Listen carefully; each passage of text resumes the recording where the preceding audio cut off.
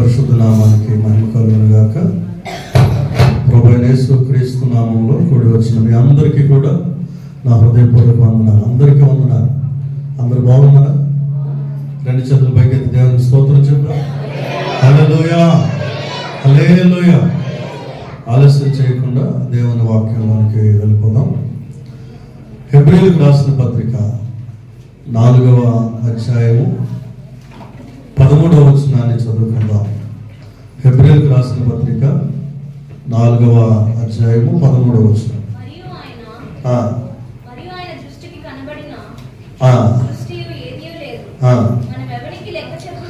మనమెవనికి లెక్క ఎప్ప చెప్పవలసి ఉన్నదో ఆ దేవుని కన్నులకు సమస్తమును మరుగులేక తేటగా ఉన్నది. దేవుని లేఖన భాగాన్ని మన వెనికిడిలో దీవించునుగాక. ఆమేన్. ఈరోజు వాక్య అంశం ఏంటంటే దేవుని యొక్క లెక్కలు, గాడ్స్ కాల్కులేషన్, परमेश्वर का गिनती। आज का संदेश का अंश यही है, परमेश्वर का गिनती, गॉड्स కాల్కులేషన్, దేవుని యొక్క లెక్కలు. ఇక్కడ హెబ్రీయులకు రాసినటువంటి గ్రంథకర్త చెప్తున్నాడు, ఆయన దృష్టికి కనబడని సృష్టము ఏదీ లేదు, మనమెవనికి లెక్క ఎప్ప చెప్పవలసి ఉన్నదో ఆ దేవుని కన్నులకు సమస్తమును మరుగులేక తేటగా ఉన్నది. దేవునికి స్తోత్రం, హల్లెలూయా. ఈ వర్తమానాన్ని నేను ఇష్టపడడానికి, లేకపోతే ఈ వర్తమానాన్ని సిద్ధపరిచి మీ ముందుంచడానికి గల కారణం ఏంటంటే, ఈ వర్తమానం విన్న తర్వాత పరిశుద్ధాత్ముడు వినిన వారి హృదయాల్లో దేవునిని గూర్చినటువంటి ఒక భయభక్తులను, ఈ వర్తమానం విన్న తర్వాత యేసుక్రీస్తు రాకడ కొరకు మన భక్తి జీవితాన్ని సరిచేసుకోవలసినటువంటి ఆవశ్యకతను ప్రతి ఒక్కరూ గుర్తించగలుగుతారు, గ్రహించగలుగుతారనే ఉద్దేశంతో ఈ వాక్య సందేశాన్ని నేను సిద్ధపడడం జరిగింది. ప్రియ దేవుని బిడ్డలారా, అంటే దేవుడు ఆయన యొక్క లెక్కలు ఏ రీతిగా ఉన్నాయో ఈరోజు కొన్ని విషయాలు మనం ధ్యానం చేసినప్పుడు అవి మనలను దేవుని భయభక్తుల్లోనికి, లేక ఆయన రాజ్యంలోనికి సిద్ధపడడానికి, మనల్ని పురుకొల్పడానికి వాక్య సందేశము ఎంతగానో సహాయపడుతుంది. आज का वचन सुनने का समय, ये वचन सुनने के बाद परमेश्वर का और भय मानने के लिए और परमेश्वर का दोबारा आगमन के लिए अपना आप को तैयार करने के लिए परमेश्वर का वचन सहायता करेगा करके मैं विश्वास करता हूं. इसलिए आज ये अंश को मैं चुन लिया है. हम सभी लोग वचन को सुनने के बाद परमेश्वर का भय मानना चाहिए. ఈ వాక్యాన్ని విన్న తర్వాత దేవుని అందలి భయము మనము కలిగి ఉండాలి. దేవుడంటే భయభక్తులు కలిగి మనము జీవించాలి. దేవుని యొక్క లెక్కలు అని నేను చెప్పాను. అక్కడ చాలా స్పష్టంగా ఏమని చెప్పిందంటే, మనం ఎవరికి లెక్క ఎప్ప చెప్పవలసి ఉన్నదో, అంటే we are all accountable to the Lord. మనందరము కూడా దేవునికి లెక్క అప్ప చెప్పవలసిన వారమై ఉన్నాం. అది మీకు అర్థం చేసుకోవడానికి కొన్ని ఒక్కొక్క వచనాన్ని నేను చూపిస్తూ ఉన్నప్పుడు ఆటోమేటిక్ అది మీకు అర్థమవుతుంది. చూద్దాం. మొట్టమొదటిగా 139వ కీర్తన, సామ్ నెంబర్ 139 verse 16. 139వ కీర్తన 16వ వచనం. నేను పిండమునై ఉండగా నీ కన్నులు నన్ను చూచెను, నియమింపబడిన దినములలో ఒకటైనను కాకమునుపే ఆ దినములన్నీ నీ గ్రంథములో లిఖితములాయను. దేవునికి స్తోత్రం, హల్లెలూయా. ఒక విషయాన్ని మనందరం అర్థం చేసుకోవాలి. మనం జన్మించక ముందే, మనం తల్లి యొక్క గర్భములో పిండముగా ఉండగానే దేవుడు మన లెక్కంతటినీ కూడా ఒక పుస్తకంలో రాశాడంట. ఇక్కడ అంటున్నాడు కీర్తనకారుడు, నేను పిండమునై ఉండగా నీ కన్నులు నన్ను చూశాయి. నా నియమింపబడిన దినముల్లో ఒకటైనా కాకమునుపు, అంటే నేను ఈ భూమి మీదకి వచ్చి ఒక రోజు కూడా గడవక ముందే నువ్వేం చేసావంటే నా దినములన్నీ నీ గ్రంథములో లిఖితములాయను. దేవునికి స్తోత్రం. हम माँ का कोख में रहने का समय परमेश्वर को हम जितना लोग जिंदगी बिताता है सब कुछ उसका पुस्तक में परमेश्वर ने लिख के रखा है. मतलब हम कितना साल जिंदगी बिताता है, कितना महीना हम रहता है, कितना दिन हम रहता है करके परमेश्वर ने सब कुछ हम जन्म पैदा होने से पहले, माँ का कोख में रहने से पहले परमेश्वर ने हम हमारा बारे में लिख के रखा है. తల్లి గర్భంలో నుండి బయటకు రాకమునిపే మన దినములన్నిటినీ కూడా ఆయన లెక్కించి ఉంచాడు. దేవునికి స్తోత్రం. నువ్వు ఎన్ని సంవత్సరాలు బ్రతకాలో, ఎన్ని సంవత్సరాల ఎన్ని నెలలు బ్రతకాలో, ఎన్ని సంవత్సరాల ఎన్ని నెలల ఎన్ని రోజులు బ్రతకాలో, ఎన్ని రోజుల ఎన్ని గంటలు బ్రతకాలో, ఎన్ని గంటల ఎన్ని నిమిషాలు బ్రతకాలో సమస్తము కూడా ఎక్కడ రాయబడి ఉన్నది అంటే దేవుని దగ్గర రాయబడి ఉన్నది. దేవునికి స్తోత్రం. దేవుడు దానంతటినీ కూడా ముందుగానే రాయించి ఇచ్చాడు. ఇప్పుడు దేవుడు మనం అనుకోవచ్చు, ఇప్పుడు మంచిగా ప్రోటీన్ ఫుడ్ తీసుకుంటే, మంచిగా విటమిన్ ఫుడ్ తీసుకుంటే నేను ఇంకా ఎక్కువ సంవత్సరాలు బ్రతుకుతానేమో. కాదు కాదు కాదు. నువ్వు జన్మించినప్పుడే నువ్వు ఎన్ని దినాలు బ్రతకాలో, నీకు ఎంత ఆయుష్ కాలమో దేవుడు దాన్ని ఆటోమేటిక్ గా పెట్టేశాడు. तुम जन्म होने से पहले परमेश्वर ने तुम इतना साल जिंदगी बिताना करके परमेश्वर ने रख दिया है. लेकिन आज अच्छा विटामिन फूड खाएगा तो, अच्छा पानी पिएगा तो, अच्छा रीति से रहेगा तो और ज्यादा साल हम जिंदगी बिताएगा, ऐसा नहीं. परमेश्वर ने हम जितना साल जिंदगी बिताना सब कुछ वो लिख के रखा है. प्रिय भाइयों, आयुब का किताब में చూడండి, అక్కడ యోబు గ్రంథంలో చాలా చక్కగా చెప్తాడు. 14వ అధ్యాయము 5వ వచనం. आयुब का 14 14 का 5. Job chapter 14 verse 15. పరిమితి కలది, వారి నెలల సంఖ్య నీకు తెలిసే ఉన్నది. మించజాలని వయ పరిమాణము నీవు వారిని నియమించి ఉన్నావు. ఇక్కడ చూడండి ఎంత చక్కగా చెప్తున్నాడో. మనకి నరుల ఆయుష్ కాలానికి పరిమితి, లిమిట్. నరుల ఆయుష్ కాలానికి పరిమితి కలది, వారి నెలల సంఖ్య నీకు తెలిసే ఉన్నది. మెంచజాలని వయో పరిమాణము నీవు వారికి నియమించి ఉన్నావు. అంటే మెంచజాలని అంటే మనం ఏదో మంచి పనులు చేసేసి, మంచిగా తినేసి, మంచి ఎక్సర్సైజ్ చేసి ఏం చేసినా దాన్ని మించుకోలేమంటే దేవుడిచ్చిన ఆయుష్ కంటే ఎక్కువ పెరగదు. దేవుని యొక్క చిత్తంలో, దేవుని యొక్క ప్రణాళికలో మనం ఎన్ని రోజులు జీవించాలో అన్ని రోజులు మాత్రమే మనం జీవిస్తాం. परमेश्वर का योजना के अनुसार, परमेश्वर का इच्छा के अनुसार इस पृथ्वी में हम कितना साल जिंदगी बिताना है उतना साल हम जिंदगी बिताएगा, उसके बाद मर जाएगा. कुछ भी करेगा तो भी, कुछ नहीं करेगा तो भी, ఏం చేసినా ఏం చేయకపోయినా ఆయన నియమించిన దినాలు మాత్రమే మనం ఈ భూమి మీద ఉంటాం. మన యొక్క జీవితానికి ఎన్ని సంవత్సరాలు, ఎన్ని నెలలు, ఎన్ని రోజులు అనేది దేవుడు ముందుగానే నియమించాడు. కాబట్టి మనము దేవుడిచ్చిన ప్రతి దినాన్ని కూడా దేవుని కొరకు జీవించడానికి ప్రయత్నం చేయాలి. అది ఎన్ని సంవత్సరాలు అనేది ఎవరికి తెలియదు. మోషే అడుగుతాడు, నేను ఎన్ని సంవత్సరాలు బతుకుతాను, మా దినములను లెక్కించుట మాకు నేర్పించు ప్రభువా అంటాడు. అలా తెలిస్తే మనందరం కూడా మన ఇష్టం వచ్చినట్టుగా బ్రతుకుతాం. కానీ దేవుడు ఈ రోజు మనకి ఇచ్చాడు. ఈ రోజు మాత్రమే మన దేవుడు. ఈ రోజు దేవుడి కొరకు ఏం చేస్తున్నావు, దేవుడి కొరకు ఎలా బ్రతుకుతున్నావు, నువ్వు ఏ విధంగా జీవిస్తా ఉన్నావు అనేది ఈ రోజే నువ్వు లెక్కలోకి తీసుకోవాలి. లేదు రేపు బాగుంటాను, ఎల్లుండా మంచిగా ఉంటాను, అవతల నుండి చెడ్డ పనులని మానేస్తాను అనుకోవడానికి లేదు. నేడు మాత్రమే. మనం నిన్నటి వారమేనంట, ఈ రోజు వారం కూడా కాదు.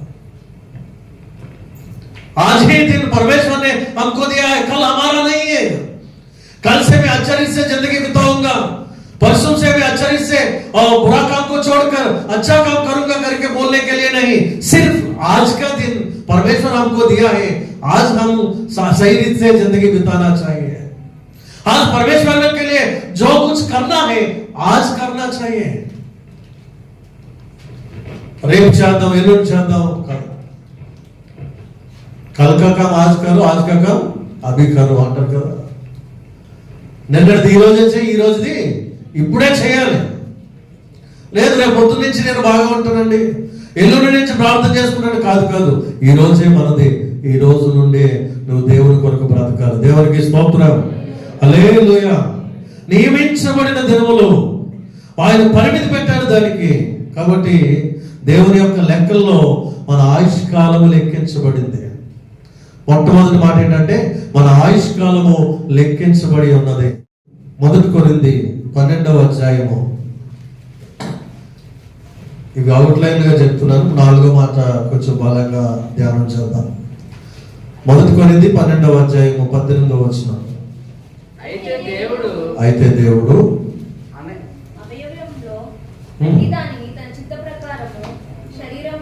దేవునికి స్తోత్రం. అయితే దేవుడు అవయవములలో ప్రతి దానిని తన చిత్త ప్రకారము శరీరములో ఉంచెను. దేవునికి స్తోత్రం, हालेलुया। परमेश्वर ने हमें अपने इच्छा के अनुसार सारे अंगों को रखा है। దేవుడు తన చిత్త ప్రకారముగా మన శరీరంలో ఉన్నటువంటి అవయవాలన్నిటినీ కూడా ఆయన చక్కగా అమర్చాడు. ప్రియ దేవుని బిడ్డలారా, కన్నులు, చెవులు, ముక్కు, నోరు, చేతులు, కాళ్ళు అన్నిటినీ ఆ లోపల ఉన్నటువంటి కొన్ని వందల వేల నరాలు, ఎముకలు అన్నిటినీ కూడా దేవుడు అర్పణించాడు. 139వ కీర్తన 13వ వచనంలో కీర్తనకారుడు అంటాడు కదా, నా అంతరింద్రియములను నీవే కలుగజేసితివి. దేవునికి స్తోత్రం. నా అంతరింద్రియములను నీవే కలుగజేసావు. मेरे आंतरिक अंगों को तुमने बनाया है परमेश्वर करके ఏ దావూద్ कहते हैं ప్రియ భాయి, మన లోపల ఉన్నటువంటి అవయవాలన్నిటినీ కూడా. అందుకే ఒక చక్కటి ఉదాహరణ చెప్తారు. ఏంటంటే ఒక కారు ఆగిపోయిందంట. రాత్రి వేళలో కారు ఆగిపోతే భారీ వర్షం పడుతుంది. అప్పుడు ఆ కార్ డ్రైవర్ దిగి చాలా ట్రై చేశాడు కానీ కారు రిపేర్ అవ్వలేదంట. ఆ దారిలో వెళ్తున్న 4-5 డ్రైవర్లు ఆగుతున్నారు, రిపేర్ చేస్తున్నారు కానీ రిపేర్ అవ్వలేదు. చాలా టైం అయిపోయింది. అప్పుడు ఇంకొక వ్యక్తి కూడా దారిలో వెళ్తూ ఆగి గంటల తరబడి చాలా మంది కారు రిపేర్లు వచ్చి చేసిన రిపేర్ కానటువంటి కారు ఒక వ్యక్తి తర్వాత ఆగొచ్చి జస్ట్ చిన్న పాయింట్ పట్టుకుని క్లియర్ చేసినప్పుడు వెంటనే కారు బాగైందట. అప్పుడు ఆ కార్ డ్రైవర్ అన్నాడు, ఎంతమంది కార్ రిపేర్లు చాలా మంది వచ్చారు, వాళ్ళు చాలా ఎక్స్పీరియన్స్ కలిగిన వారు, పెద్ద పెద్ద షాపులు ఉన్నాయి వాళ్ళకి, వాళ్ళందరూ కూడా వచ్చారు కానీ కారుని బాగు చేయలేకపోయారు. సార్ మీరు వచ్చి చిన్నది ఇలా రిపేర్ చేయగానే కార్ స్టార్ట్ అయింది ఏంటంటే, అప్పుడు ఆయన అన్నాడు, ఈ కార్ పేరు ఏంటి అంటే ఫోర్డ్ అని చెప్పాడంట. ఆ ఫోర్డ్ని నేనే. దేవునికి స్తోత్రం. ఈ కార్ని తయారు చేసింది నేనే. కాబట్టి ఆ కార్ని బాగు చేయగల సత్తా కూడా ఎవరికి ఉంది అంటే నాకే ఉంది. దేవునికి స్తోత్రం. మన శరీరంలోని అవయవాలన్నిటినీ ఏర్పరిచింది ఆ దేవుడే. ఆ శరీరంలో అవయవాలు బాగోలేకున్నప్పుడు బాగు చేయగల సమర్థుడు కూడా ఆయనే. దేవునికి స్తోత్రం, హల్లెలూయా. మన అవయవాలన్నిటినీ, అంతరింద్రియములన్నిటినీ కూడా కలుగ చేసిన వాడు దేవుడే. ఆ అవయవాలన్నిటినీ కూడా ప్రతి దానిని ఆయన లెక్కించి ఉంచాడట. భూమి మీద మన ఆయుష్ను లెక్కించాడు, మన తల వెంట్రుకలు లెక్కించాడు, మన అంతరింద్రియములను, మన అవయవాలన్నీ లెక్కించాడు. ఈ మూడింటిని కొంచెం లైట్ తీసుకున్నా పర్వాలేదు. 4వ దాన్ని చెప్తున్నాను, చాలా శ్రద్ధగా మనస్సు పెట్టాలని కోరుతున్నాను. మత్తయి సువార్త ఈ 4వ మాట మీద కొంచెం ఎక్కువగా శ్రద్ధ పెట్టాలని మనం చేస్తున్నాను.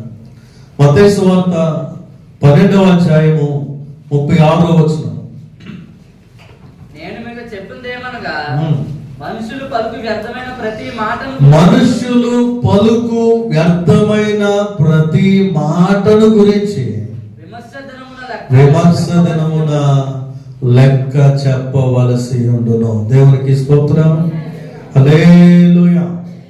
ఈరోజు ఆయన సన్నిధిలో ఉన్న ప్రభునందు ప్రియమైన సహోదరుడా, సహోదరి, సూటిగా తేటగా దేవుని వాక్యం చెప్తున్న మాట ఏంటంటే, రక్షించబడక ముందు కాదు, బాప్తిసం తీసుకోక ముందు కాదు, బాప్తిసం తీసుకున్న తర్వాత నుండి చెప్తున్నటువంటి మాట ఏంటంటే, ఆ రోజు నుండి నువ్వు మాట్లాడుతున్న ప్రతి మాటకి దేవుని దగ్గర లెక్క చెప్పాలి. దేవునికి స్తోత్రం.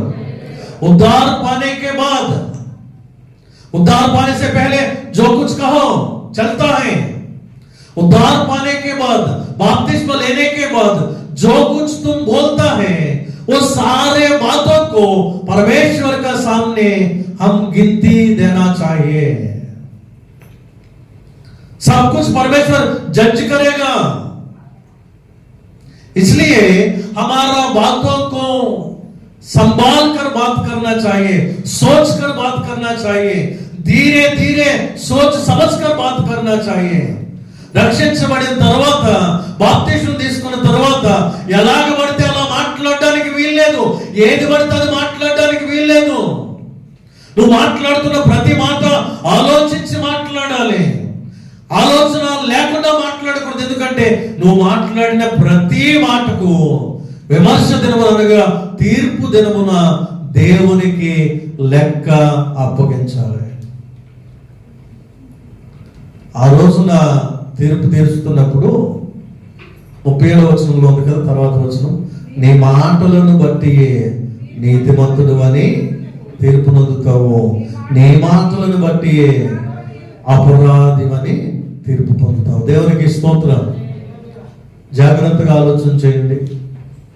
కేవలం ఆదివారం మాత్రమే పరిశుద్ధమైన మాటలు వస్తున్నాయా మనలో? సోమవారం నుండి శనివారం వరకు మన ఇష్టం వచ్చినట్టుగా మాట్లాడుతూ ఉన్నామా? ఎవరో చూడట్లేదులే, ఎవరు లేరులే, ఎవరు వినట్లేదులే, మూడో వ్యక్తి లేరు, నేను వాళ్ళని తిట్టేశాను, లేకపోతే వాళ్ళని అనుకోని మాట అనేశాను, ఎవరు లేరులే, చర్చకు వచ్చే వాళ్ళు ఎవరు లేరులే, దేవుని బిడ్డలో ఎవరు లేరు అనుకుంటున్నావేమో. నువ్వు మాట్లాడుతున్న ప్రతి మాట ఆకాశము నుండి ఆయన చెవియొగ్గి ఆలకిస్తున్నాడు. దేవునికి స్తోత్రం. హల్లెలూయా. ప్రతి మాట దేవుడు తీర్పులోనికి తీసుకొస్తాడు. మత్తయి సువార్త 5వ అధ్యాయం 37వ వచనం. మీ మాటలు ఎలా ఉండాలంటే, మీ మాట అవునంటే అవును, కాదంటే కాదు అని ఉండవలను. వీటికి మించింది దుష్టుని నుండి పుట్టింది. అవునంటే ఉన్నాయి అంటే ఉన్నాయి, లేవు అంటే లేవు, ఇస్తాను అంటే ఇవ్వను, ఇవ్వను అంటే ఇవ్వను అన్న అంతే. ఇస్తానని చెప్పి ఇవ్వకపోవడం, ఉన్నాయి అని చెప్పి లేవనడం, ఉంచుకొని లేవనడం, ఇవన్నీ ప్రతి అబద్ధము, అది చిన్నదైనా పెద్దదైనా, పాపము చిన్నదైనా పెద్దదైనా, పాపం పాపమే. చిన్న అబద్ధమైన పెద్ద అబద్ధమైన అబద్ధమే. అబద్ధం ఆడే వారందరూ ఎక్కడ ఉంటారని రాయబడింది తెలుసా? ఎక్కడ ఉంటారు? అగ్నిగుండము. దేవునికి స్తోత్రం. హల్లెలూయా. ప్రకటన గ్రంథం 28వ రోజుల్లో ఒక లిస్ట్ ఉంటుంది. అందులో లిస్టులో ఎవరున్నారు అంటే అబద్ధికులు ఉన్నారు.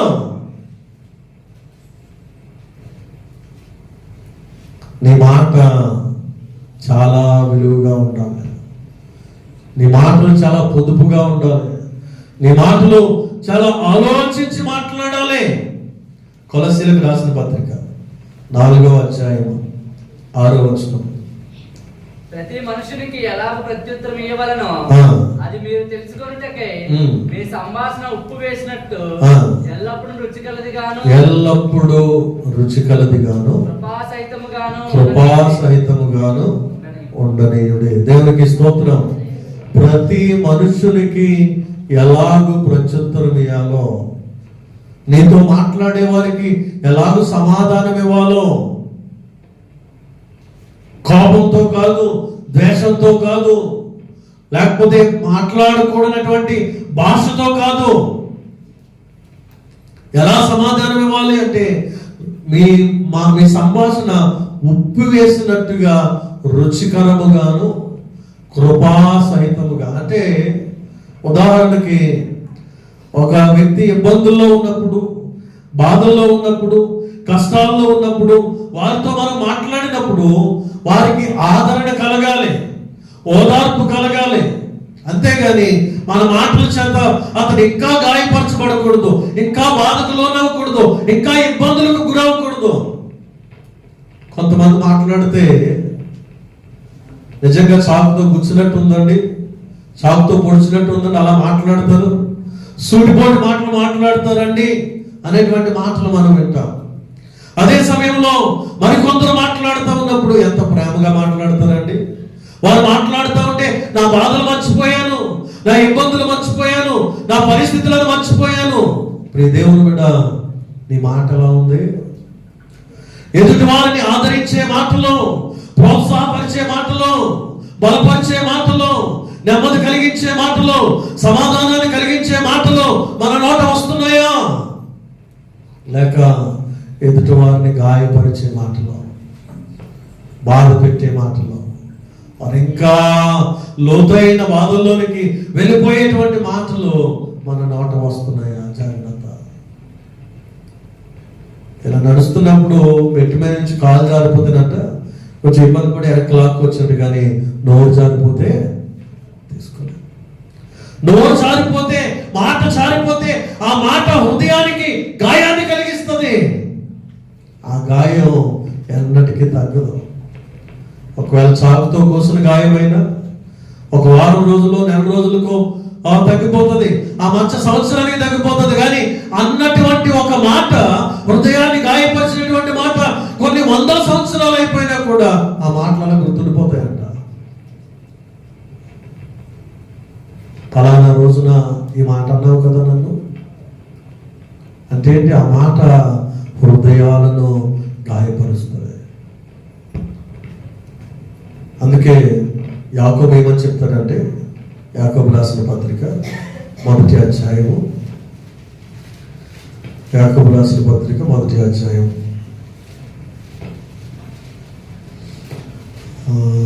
19వ వచనం,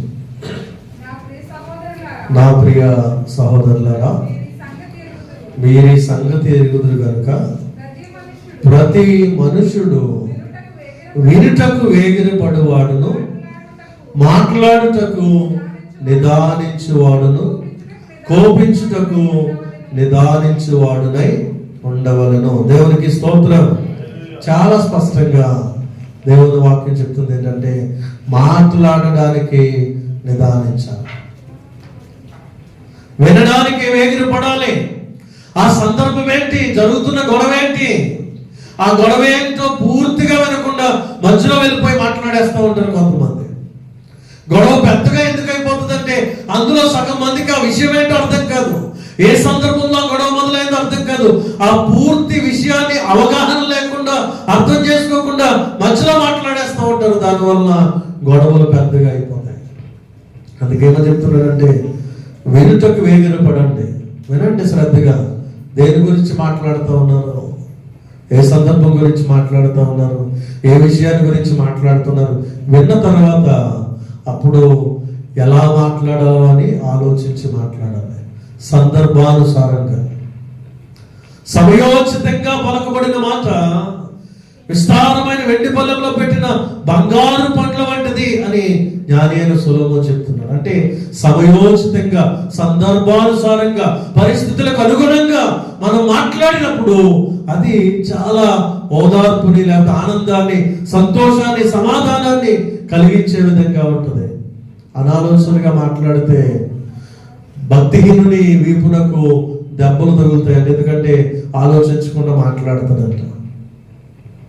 మూర్ఖముగా మాట్లాడి పెదవులు కోసివేయబడిన రాయబడింది. మన మాటలో చాలా స్పష్టంగా, కృపా సహితముగా దేవుని వాక్యము తెలియచేస్తుంది. ఎఫెసీయులకు రాసిన పత్రిక ఎఫెసీయులకు రాసిన పత్రిక 5వ అధ్యాయము 4వ వచనం.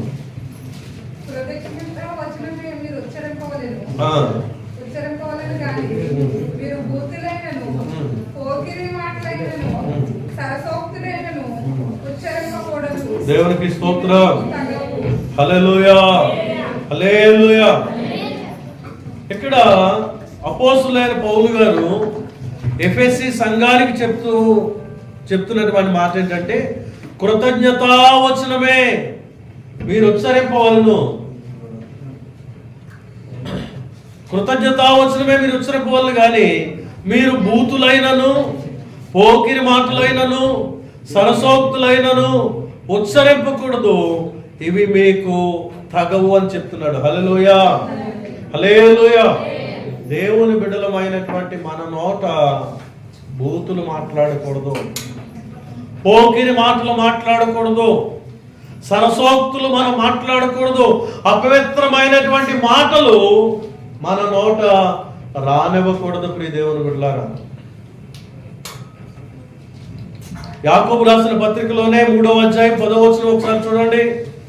యాకోబు రాసిన పత్రిక 3వ అధ్యాయం 10వ వచనం. ఒక్క నోట నుండియే ఆశీర్వచనమును శాపవచనమును బయలు వెళ్ళును. సహోదరులారా, ఇలా ఉండకూడదు. దేవునికి స్తోత్రం. హల్లెలూయా. ఒక్క నోట నుండియే ఆశీర్వచనమును శాపవచనమును బయలు వెళ్ళును. నా సహోదరులారా, ఇలా ఉండకూడదు. దీని అర్థం ఏంటంటే, ఒక నోట్లో నుండి ఆదివారం ఏమో దేవానికి స్తోత్రం, నీవు చేసిన ఉపకారములను పాడి, సోమవారం నుండి శనివారం వరకు సినిమా పాటలు పాడుతున్నాం అనుకోండి. ఒకే నోటి నుండి ఆదివారం ఏమో దేవుని స్తుతిస్తూ ఉన్నాము, సోమవారం నుండి శనివారం వరకు మన ఇష్టం వచ్చినట్టుగా మాట్లాడుతూ ఉన్నాం. సహోదరులారా, ఇలా ఉండకూడదు.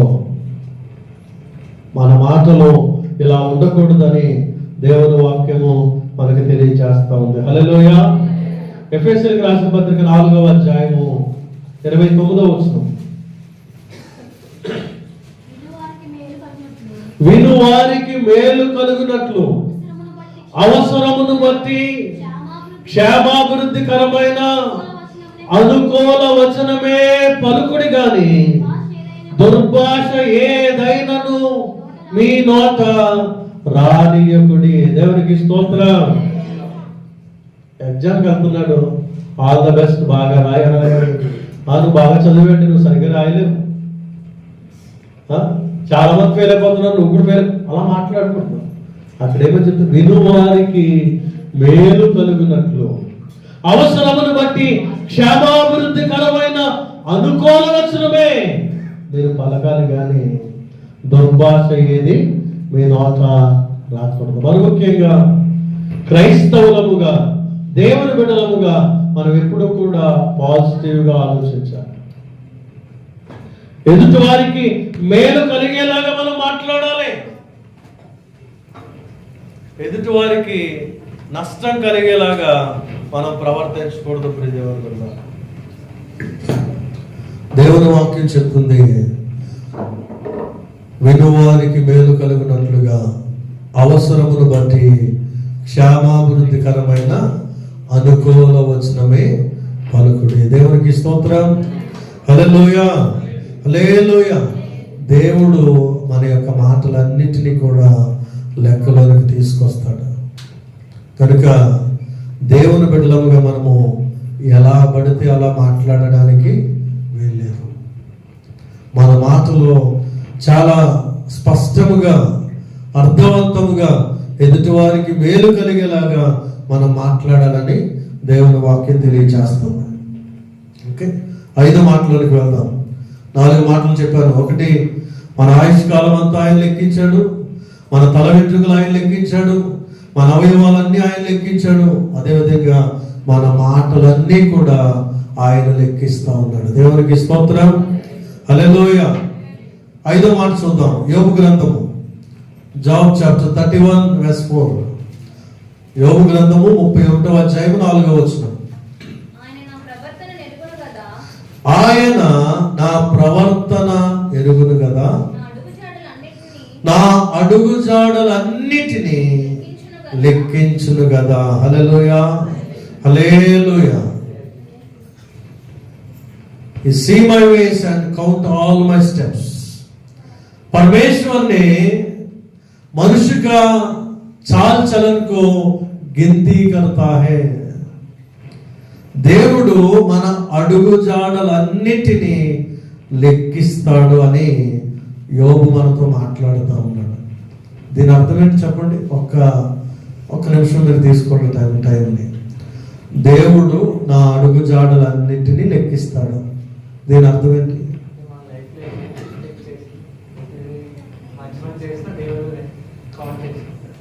ఫుడ్ స్టెప్స్ అంటే మన అడుగుజాడలు అంటే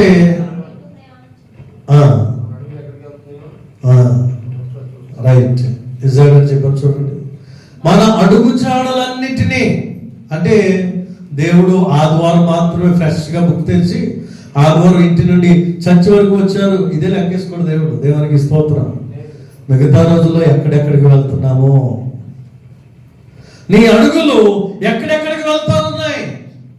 యెషయా గ్రంథంలో 1వ అధ్యాయంలో చూస్తే వారి పాదములు పాపము చేయడానికి పరుగులెడుతూ ఉన్నాయని రాయబడింది. మరి నీ పాదాలు పరిశుద్ధమైన పాదాలుగా ఉన్నాయా? పరిశుద్ధమైన మార్గంలో నడుస్తున్నాయా? లేక పాపం చేయడానికి పరుగులెత్తే పాదాలలాగా నీ పాదాలు కూడా ఉన్నాయా? ప్రియదేవుని కూడా ఆయన మన అడుగుజాడలన్నింటినీ కూడా లెక్కిస్తున్నటువంటి దేవుడుగా మనకి కనబడతా ఉన్నాడు. ప్రియదేవుని కూడా ఇంకా స్పష్టంగా 56వ కీర్తన 8వ వచనం. నా సంచారములను నీవు లెక్కించి ఉన్నావు. దేవునికి స్తోత్రం. నా అడుగుజాడలు లెక్కిస్తున్నాడు. నా సంచారములు అంటే ఎక్కడెక్కడికి వెళ్తున్నామో, ఆదివారం మందిరానికి మాత్రమే కాకుండా ఇంకా ఆయనకు ఆయాసకరమైన వేరే ఎక్కడికైనా వెళ్తున్నావేమో జాగ్రత్త. నీ సంచారములన్నీ కూడా ఆయన లెక్కిస్తా ఉన్నాడు. परमेश्वर ने हम फिरौन को भी वो गिनती करता है, कहां कहां घूमता है. सिर्फ रविवार को आपका सन्निधि में आया हुआ इस रीति से नहीं, सोमवार से शनिवार तक हम कहां कहां जाता है, वो सारे फिरौन को भी वो गिनती करने वाला परमेश्वर है. इसलिए हम भाई मानना चाहिए. परमेश्वर मैं जहां जाता हूं सब कुछ परमेश्वर को मालूम है, परमेश्वर देखता है करके हम समझना चाहिए. ఈ రోజు ఆయన సన్నిధిలో ఉన్నటువంటి మనము గుర్తించాలి, గ్రహించాలి ఏంటంటే కేవలం ఆదివారం ఆయన మందిరానికి రావడమే కాదు, సోమవారం నుండి శనివారం వరకు మనం ఎక్కడెక్కడికి వెళ్తా ఉన్నామో సమస్తాన్ని కూడా ఆయన చూస్తూ ఉన్నాడు, లెక్కిస్తూ ఉన్నాడు అనే విషయాన్ని మనము గ్రహించాలి. దేవుని బిడ్డలారా, ఎందుకంటే యెహోవా కన్నులు ప్రతి స్థలము మీద ఉండను. యెహోవా కన్నులు ప్రతి స్థలము మీద ఉండను. परमेश्वर का आंख हर जगह पर है, सबों को देखता है वो परमेश्वर. इसलिए हम भाई के साथ इस दुनिया में जिंदगी बिताना चाहिए. ఆయన అందరి భయభక్తులతో మనం చాలా జాగ్రత్తగా మన జీవితాన్ని ముందుకు కొనసాగించాలి. ఎలా పడితే అలా మాట్లాడడానికి లేదు, మన మాటలకు లెక్క అప్పచెప్పాలి. ఎక్కడికి పడితే అక్కడికి వెళ్ళడానికి లేదు, ఎక్కడికి వెళ్తున్నామో మన సంచారాలకు లెక్క చెప్పాలి.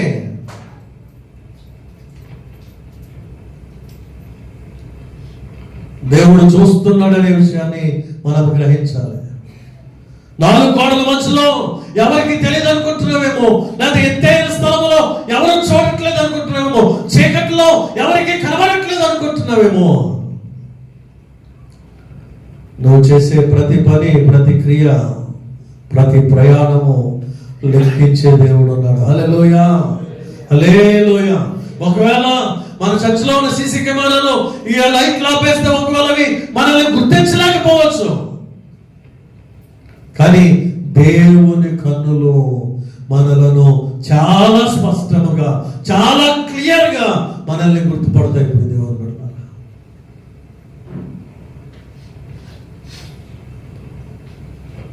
రహస్యముగా చేయబడిన ప్రతిదీ కూడా బహిరంగంగా ప్రకటించబడునని రాయబడింది.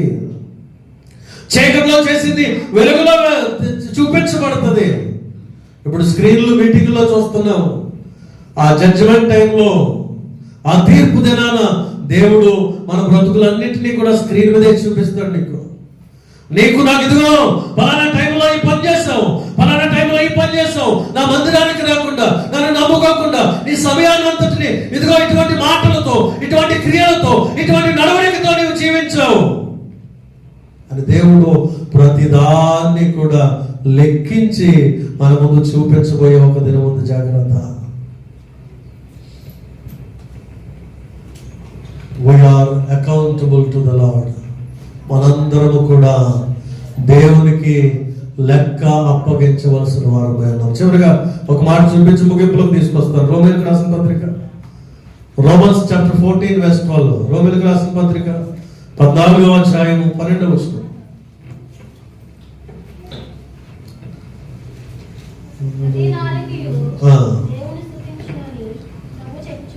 14:12 చదవండి. రెండు కలుపునే కదా. ఓకే, రైట్, చదవండి.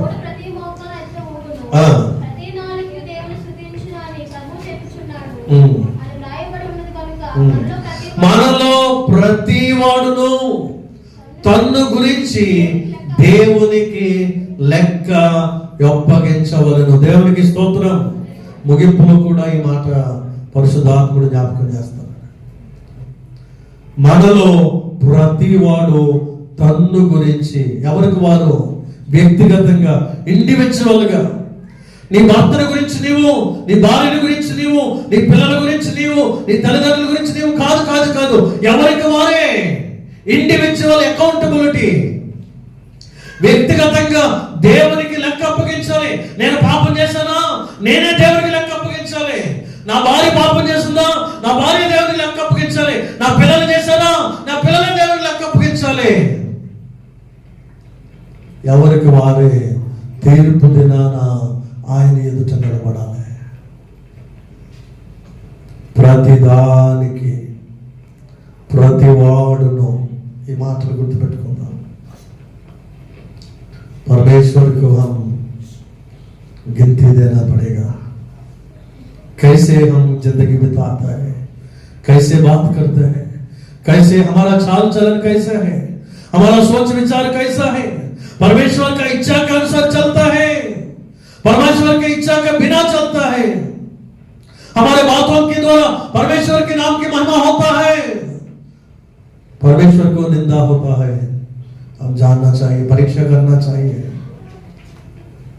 మన మాటల ద్వారా దేవునికి మహిమ కలుగుతుందా? మన మాటల ద్వారా దేవుని నామానికి అవమానం కలుగుతా ఉందా? ఎలా నీవు నడుస్తూ ఉన్నావు, ఎలా మాట్లాడుతూ ఉన్నావు, నీ జీవన విధానం ఏ రీతిగా ఉంది? మిమ్మల్ని బట్టి కదా అన్యజనుల మధ్యలో ఆయన నామానికి అవమానం కలుగుతుంది అనే విధంగా నీ జీవితం ఉందా? అలా ఉండకూడదు. ప్రియ దేవుని, మనలో ప్రతి వాడు కూడా దేవునికి లెక్క అప్పగించాలి. ఆ లెక్కలో నేను ఒక లైన్లో చెప్పేస్తాను మీ అందరికీ కూడా. దేవుని మందిరానికి వచ్చే విషయంలో లెక్క చెప్పాలి, ప్రార్థించే విషయంలో లెక్క చెప్పాలి, బైబిల్ చదివే విషయంలో లెక్క చెప్పాలి, దశభాగం ఇచ్చే విషయంలో లెక్క చెప్పాలి, కానుకలు ఇచ్చే విషయంలో లెక్క చెప్పాలి. ఇవే వివరిస్తే చాలా టైం అయిపోతుంది. కానీ మనం లెక్కించవలసిన, దేవునికి లెక్క అప్పచెప్పవలసినటువంటి వాటిలో ప్రాముఖ్యమైనవి ఇవి.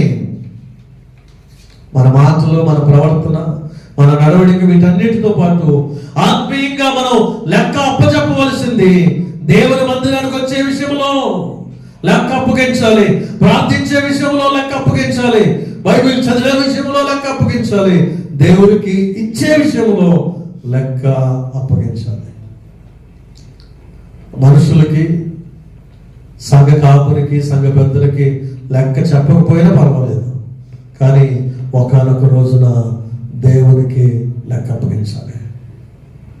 ఈ విషయాలు మనందరం కూడా గుర్తెట్టుకుందాం. ఎవరు కూడా మర్చిపోదు. ప్రియ దేవుని బిడ్డలారా, క్రైస్తవ జీవితం అంటే ప్రత్యేకించబడినటువంటి జీవితం, you are separated people, you are chosen people. మీరు ఎన్నుకొనబడిన వారు, ప్రత్యేకించబడిన వారు. లోకములో ఎలా పడితే అలా జీవించడానికి వీల్లేదు. दुनिया का अनुसार नहीं चलना चाहिए.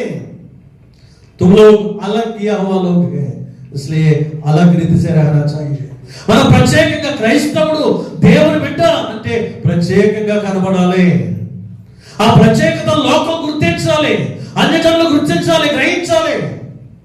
వారితో పాటుగానే మన చేష్టలు, మన క్రియలు, మన పద్ధతులు, మన నడవడిక వారితో కలిసిపోవడానికి వీల్లేదు. నీతికి దుర్నీతితో ఏమి సాంగత్యం, చీకటికి వెలుగుతో ఏమి పొత్తు? దేవుని వాక్యం చెప్తుంది. గనుక దేవుని లెక్కలో, గాడ్స్ कैलकुलेशन, परमेश्वर का गिनती, हम सब लोग उसको अकाउंटेबिलिटी देना पड़ेगा.